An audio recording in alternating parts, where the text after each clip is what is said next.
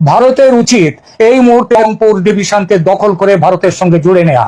আর মনে রাখতে হবে, এই বিশাল রামমূর্তি এবং সনাতন ধর্মীয় কমপ্লেক্সটি তৈরি হচ্ছে সেই রংপুর ডিভিশনে। আসসালামু আলাইকুম। বাংলাদেশের গোয়েন্দা সংস্থা যারা আছে এদের উচিত এই গেল কয়েক বছরে যারা আছে এদের উচিত গলায় দড়ি দিয়ে মারা যাওয়া। আমি হাসিনার সময় হাসিনা তো ইচ্ছা করেই করতো, হাসিনার পরে যারা ছিল ডিজিএফআই, এনএসআই, পুলিশের বিভিন্ন গোয়েন্দা সংস্থা যারা আছে, রাজনীতিবিদ, এদের সবার বাংলাদেশের এদের গলায় দড়ি দিয়ে মারা যাওয়া উচিত। আমি পিনাকি দাদা এই রংপুরের গাইবান্ধার এটার পলাশবাড়ির রাম মন্দিরের কথা যখন লিঙ্কটা আমার পাঠানোর পরে আমি একটু পরে লিঙ্কে ঢোকার পরে দেখি এটা দেখে আমি বিশ্বাস করতে পারছিলাম। আমি মনে করছিলাম যে বোধহয় এটা এআই দিয়ে বোধহয় বানানো। এই দেশের রাজনীতিবিদ, এই দেশের ধর্মীয় নেতা, এই দেশের সাংবাদিক, গোয়েন্দা সংস্থা কোথায় আছে? তাদের চোখের সামনে দিয়ে, ভাই আপনারা সারাদিন পূজা করেন, আপনারা মূর্তি বানান, আপনারা মন্দির বানান, আমাদের কোনো সমস্যা নাই। বাংলাদেশের এই বাংলা, বিহার, উড়িষ্যা, এখনো পর্যন্ত কলকাতাতে আপনি খুঁজে দেখেন তো রাম মন্দির আছে কিনা এরকম একটা। এই পুরো বাংলা, বিহার, উড়িষ্যার বৃহৎ বাংলা যেটা, আপনি খুঁজে দেখেন তো যে কোন জায়গায় ওইদিকে আপনি আসামে যান, মণিপুরে যান, নাগাল্যান্ডে যান, কোন দিকে আছে আমাকে বলেন। রাম মন্দির কেন বানাইতে হবে? এটার পেছনে একটা বিশাল আকারের পরিকল্পনা ভারতের ছিল। সবার আগে প্রশ্ন হলো যে যেই ব্যক্তি আলু পটল বিক্রি করা এক ব্যক্তি ভ্যানে করে যে সবজি বিক্রি করত, সে হঠাৎ করে এরকম বিশাল মন্দিরের তার কাছ থেকে টাকার হিসাব নিতে হবে যে সে টাকা কোথায় পাইল। এরপরে আস্তে আস্তে যাইতে হবে গোয়েন্দা সংস্থার যে কিভাবে হইলো, কারা ফান্ডিং করলো, কেন ফান্ডিং করলো, এটার পেছনে কি। আপনাদের নিশ্চয়ই মনে আছে যে ভারতে এক রাম মন্দিরের কথা বলে তারপরে তারা অযোধ্যাতে একটা মসজিদ ভেঙে ফেললো এবং সেখানে সবশেষ তারা মন্দির বানিয়েই ছাড়লো।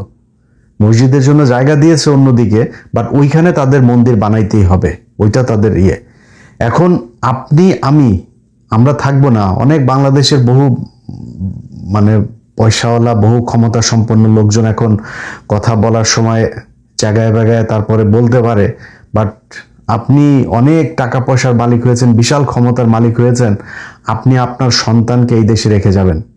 আজ থেকে 50 বছর, আজ থেকে 100 বছর, 200 বছর পরে বলবে যে এই যে এটা হচ্ছে গিয়ে রামের পুণ্যভূমি, এই দেশ পুরোটাই আমাদের দিয়ে দাও। একজন হিন্দু নেতা, তার বক্তব্য শোনার পরে শরীরের প্রতিটা লোম দাঁড়িয়ে গিয়েছে। বক্তব্যটা শোনেন। রাম মূর্তি কতটুকু হবে, কত ইঞ্চি হবে, সেটা ঠিক করবে এদেশের হিন্দুরা। তোরা ঠিক করার কে? রাম মন্দির দেখা গেল কি দেখা গেল না? তোরা যদি রাম মন্দিরকে ভয় পাস, তোরা প্রয়োজনে পলাশ বাহিতে যাস না, তোরা প্রয়োজন বোধে গাইবান্ধা থেকে অন্য জেলায় চলে যা। রাম মন্দির প্রতিষ্ঠা হবে। এই বাংলাদেশের রাম মন্দির প্রতিষ্ঠা কেউ ঠেকাতে পারবে না। বাংলাদেশে এমন কোনো শক্তি নাই যে রাম মন্দির প্রতিষ্ঠা ঠেকায়। রাম মন্দির আপনারা প্রতিষ্ঠা করেছেন, রাম মন্দির হবে এবং আগের চাইতে অনেক সুন্দরভাবে রাম মন্দির হবে। সারা বাংলাদেশের লোক সেখানে যাবে। আজকের এই ছাত্র এবং ছাত্র যুবদেরকে আমি ধন্যবাদ জানাই। অল্প সময়ের মধ্যে একটি প্রতিবাদ তারা করেছে, প্রতিবাদের সূচনা তারা আজকে করেছে এবং ঘোষণা দিয়েছে যতদিন পর্যন্ত পলাশবাড়ীতে রাম মন্দির নির্মাণ না হবে ততদিন পর্যন্ত এই ছাত্র জনতা সারা বাংলাদেশে আন্দোলন করবে। যেহেতু তারা ঘোষণা দিয়েছে, আমি এই দেশের হিন্দু ছাত্র এবং যুবদেরকে চিনি, যেহেতু তারা ঘোষণা দিয়েছে, তারা এই ঘোষণার ফল না পাওয়া পর্যন্ত ঘরে ফিরবে না, এটা আমার বিশ্বাস। চিন্তা করেন, বাংলাদেশে বসা বাংলাদেশের 92% মানুষকে বলে এই দেশ থেকে তাদেরকে চলে যেতে হবে তাদের রাম মন্দির বানানোর জন্য। এই গেল কয়েকদিনে, এই এক সপ্তাহের ভেতরে কয়েকটা মিছিল তারা বের করেছে। সেই মিছিলগুলোর ভেতরে তাদের যেই দেশীয় অস্ত্রপাতি, কোমরে আরো ভেতরে, প্যান্টের ভেতরে কি ছিল সেটা তো জানি না, উপরে যা তারা দেখিয়েছে ত্রিশূল মিশুল এগুলো দিয়ে, তারপরে যেইভাবে রাস্তায় তারা অস্ত্রের ঝনঝনানি দেখিয়েছে, বিশ্বাস করতে কঠিন হচ্ছে এখনো তারেক রহমান ক্ষমতায় না শেখ হাসিনা ক্ষমতায়। যদি নাকি মনে করেন ভারতীয় দালালদেরকে এইভাবে সুযোগ দিবেন, আমরা কিন্তু বিএনপির ব্যাপারে আমি তো একদম নিঃসুপি হয়ে গিয়েছি। কারণ বিএনপির কি আমি এর আগের ভিডিওতে বলেছি যে বিএনপির ব্যাপারে আমার ব্যক্তিগতভাবে আমি পজিটিভ অনেক কিছু দেখেছি যে কাজগুলো হচ্ছে, বিশেষ করে ভারতের সাথে, তারপরে পাকিস্তান, চীন, টার্কি, ইউএসএ, এসব দেশের সাথে বিভিন্ন চুক্তি, বিভিন্ন দেশের পররাষ্ট্রমন্ত্রীরা আসা, ভারতের সাথে পুশিন নিয়ে সীমান্তে যে উত্তেজনা, এসব সবকিছু মিলায় আমি মনে করছি যে বিএনপি সরকার এই দেশের মানুষ যা চায় তারা তাই করতে যাচ্ছে। এই কারণে আমরা কিন্তু চুপ হয়ে আছি। কিন্তু আপনারা যদি মনে করেন যে এইভাবে তাদের আস্ফালন করতে দিবেন, তাহলে কিন্তু আমরা মনে করব অন্য কিছু। এখনো কিন্তু আপনারা মানে আমাদের পর্যবেক্ষণের ভেতরে আছেন, এখনো ফাইনাল কোনো রেজাল্ট আমরা পাইনি। অতএব আপনাদেরকে সিদ্ধান্ত নিতে হবে, এরা এইভাবে প্রকাশ্যে এই দেশের আইন না মেনে তারপরে তারা বলবে যে একটা ধরে মুসলমান ধর, তাদেরকে এই কর সেই কর, এই ধরনের প্রকাশ্যে মিছিল করেছে তারা। শুনেন মিছিলের সে ভাষাগুলো।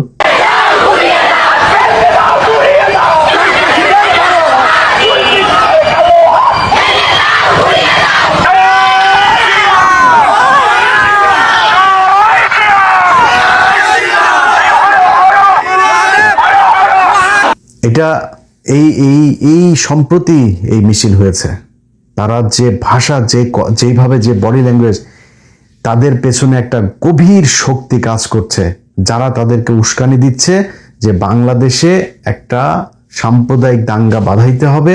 এখন যদি নাকি ধরেন মুসলমানরা যদি যায় বলে যে আমরা রংপুরে বাংলাদেশের সর্ববৃহৎ মাদ্রাসা, ধরেন দেওবন্দের আদলে যদি এখন বাংলাদেশে একটা ওইরকম মাদ্রাসা প্রতিষ্ঠার জন্য আলেমরা বলে, তাইলে তো বাঁধবে। আমার দেশে হইতে পারে না মাদ্রাসা? আমি মনে করি আলেমদের এখন উচিত, তাদের মূল যে টার্গেট সেটা হচ্ছে রংপুর গাইবান্ধার এই অঞ্চলকে, এই যে চিকেন নেক, এটা হাসিনার সময়ের থেকে আস্তে আস্তে তাদের ধর্মীয় লোকজনকে ওইখানে নিয়ে মোটামুটি ওইটাকে পুরো তাদের অধ্যুষিত এলাকা বানায় তারপরে চিকেন নেকটাকে একটু লম্বা করা, এটা ছিল মূল টার্গেট। আর বাংলাদেশও তাদের দখলে ছিলই। দেখেন, বিষয়টাকে যত ছোট করে, যত মানে তুচ্ছ তাচ্ছিল্য করে দেখতে চাবেন, বিষয়টা এরকম না। এই ভারত এর আগে ঠিক একই ঘটনা দিয়ে, একই রকম কাহিনী করে, নাটক সাজিয়ে তারা ভারতের একাধিক রাজ্য তাদের আশপাশে থেকে তারা দখল করেছে। এই যে আজকের যে হায়দ্রাবাদ দেখছেন, এই হায়দ্রাবাদে তখনকার যে নিজাম ছিল, পৃথিবীর সবচাইতে ধনী রাষ্ট্রের মধ্যে একটা ছিল এই হায়দ্রাবাদ। স্বাধীন রাষ্ট্র ছিল, যখন কিনা আপনার ব্রিটিশরা এই 47-এ করে দিয়ে গেল, আপনার আলাদা করলো পাকিস্তান, ভারত, এর মধ্যে এই হায়দ্রাবাদ, জুনাগড়, গোয়া সহ কয়েকটা রাজ্য তারা একসাথে হয়নি। তারা বলেছে আমরা ভারতের সাথেও থাকবো না, পাকিস্তানের সাথেও থাকবো না। এই হায়দ্রাবাদের নিজাম তিনি পাকনামি করে তারপর এটা বলল, কয়েক মাসের মাথায়, কয়েকদিনের মাথায় আপনার ইন্ডিয়া তাদের ওইখানে বললো যে আমাদের হিন্দুদের উপরে নির্যাতন হচ্ছে। এটা বলে তারপরে হিন্দুদের সাথে করে আপনার ওইখানে তাদের সেনাবাহিনী ঢুকে কয়েকদিনের একটা অপারেশনে কয়েক হাজার মানুষকে, সেখানে মুসলমানদেরকে হত্যা করা হয়েছে, হাজার হাজার নারীদেরকে সেখানে ধর্ষণ করা হয়েছে, করে তারা পুরো হায়দ্রাবাদটা নিয়ে নিল। জুনগর একই কাজ করেছে। গোয়াতে একটা ছোট্ট নৌকার মধ্যে আগুন দিয়ে তারপরে পুরো গোয়াটাকে দখল করে নিয়েছে। বলেছে যে এটা একজন হিন্দু সেখানে মাছ ধরতে গিয়েছিল, তার উপরে সাম্প্রদায়িক হামলা হয়েছে। এই কথা বলে তারপরে তার এই ইয়েটার মধ্যে, আপনার নৌকার মধ্যে আগুন ধরিয়ে দিয়ে বললো যে আমাদের এখানে সাম্প্রদায়িক ইয়ে হচ্ছে, আমাদের এখানে ইন্টারভেনশন করতে হবে। তারা যা সেখানে সেনাবাহিনী ঢুকাই দিয়ে গোয়াটারে দখল করে নিল। এরপরে সিকিম কিভাবে করেছে, পরবর্তীতে আরো কয়েকটা রাজ্যের, এগুলো আপনারা জানেন। সো আমাদের এখানে তারা যেটা এখন করতে চাচ্ছে, এই সাম্প্রদায়িক দাঙ্গা বাধায় তারপরে এখানে একটা মিলিটারি একটা ইন্টারভেন করতে চায়। সো আমার প্রথম কথা হচ্ছে যে সরকারের কাছে, সরকার কি মানে সেই আগের মতো পায়ে ধরে থাকতে চায় নাকি সম্মান নিয়ে থাকতে চায়, সেটা আমাদের কাছে পরিষ্কার হইতে হবে। আজকে যদি নাকি এই হায়দ্রাবাদ, জুনগর, সিকিম সেগুলোর মতো করে যদি আমাদের এখানে করতে চায়, আমাদের কি কি করণীয় আছে, আমাদের কোন প্রস্তুতি নিতে হবে, কি করতে হবে, সেটা আমাদের এখন করতে হবে। আপনি এই যে এই ধরনের তাদের কিছু নেতা আছে, যেমন গোবিন্দ বাংলাদেশের বিভিন্ন আপনার সামাজিক সাংস্কৃতিক অনুষ্ঠানে যাবে, ইভেন তার অনেক মুসলমানের সাথেও তার বিশাল ভালো সম্পর্ক, এমন ভাবে কথা বলবে মনে হবে যেন তিনি জামাতের প্রশংসা করে সে, জামাতের প্রশংসা করে, সে বোঝায় যে সে খুবই অসাম্প্রদায়িক একজন মানুষ এবং খুবই এই গোবিন্দর পরিচালিত তার যুব জোট, তারপরে হিন্দু এই যে লাভ জেহাদ, তারপরে হইল গিয়া তার কুরুক্ষেত্র, এরকম কয়েকটা গ্রুপ খুলে তারা সেই গ্রুপের ভেতরে একদম ওপেনে ডিক্লেয়ার দিয়ে মুসলমান মেয়েদেরকে তারা এই প্রেমের ফাঁদে ফেলে ফেলে তারপরে সেখানে করে। এক হিন্দু আরেক হিন্দুকে সাহায্য করে মুসলমান মেয়েদেরকে তার গর্ভে সন্তান দিয়ে তারপরে তাদের ভেঙে যাওয়া, তাদের পরিকল্পনা, মানে এটা তাদের বিশ্বাস যে তারা মুসলমানদের পেটে এইভাবে তাদের সন্তান দিতে দিতে একসময় এখানে সব নাকি তাদের ধর্মের লোক হয়ে যাবে। একদম ওপেনে তাদের গ্রুপের মধ্যে আমি 15 মিনিটসের প্রোগ্রাম করেছি সেগুলো নিয়ে। তাদের গ্রুপে কোনো ব্যবস্থা নেয়নি তখনকার সরকার, এই ইউনূস সরকার কোনো ব্যবস্থা নেয়নি। এবং এখনো পর্যন্ত আপনার এই যে গোবিন্দ, সে বাংলাদেশে যে সুন্দর করে কথা বলে না, তার আমি 2024 সালে যখন হাসিনা পালায় গেল, এই হাসিনা পালানোর 15 দিনের মাথায় সে ভারতীয় একটা চ্যানেলে গিয়েছিল। তখন বাংলাদেশের একটা চ্যানেলেও আবার সে করেছিল, সেখানে সে বলছে যে না, হিন্দুদের উপরে কোনো ধরনের নির্যাতন হচ্ছে না, আমরা সবাই অসাম্প্রদায়িক, এই দেশে এগুলো যেগুলো করা হচ্ছে সেগুলো রাজনৈতিকভাবে। সে ভারতীয় এক চ্যানেলে গিয়ে, তাদের মানে জাতীয় চ্যানেল, সেইখানে গিয়ে সে কি বলে এসেছে আপনি শোনেন, তারপরে বুঝতে পারবেন যে সে কত বড় মানে হিপোক্রেট এবং কত মানে গভীর ষড়যন্ত্র সে ভারতের সাথে করে। তার বক্তব্যটা শুনেন। बांग्लादेश में हर दिन किसी न किसी जगह पर हमला हो रहा है। जमीनों पर कब्जा, लड़कियों का अपहरण, बलात्कार, झूठ धर्म का अपमान करने बयाने गांव के गांव जला जा रहा है। घर व्यवसाय लूटपाट धर्मांतरकरण किया जा रहा है।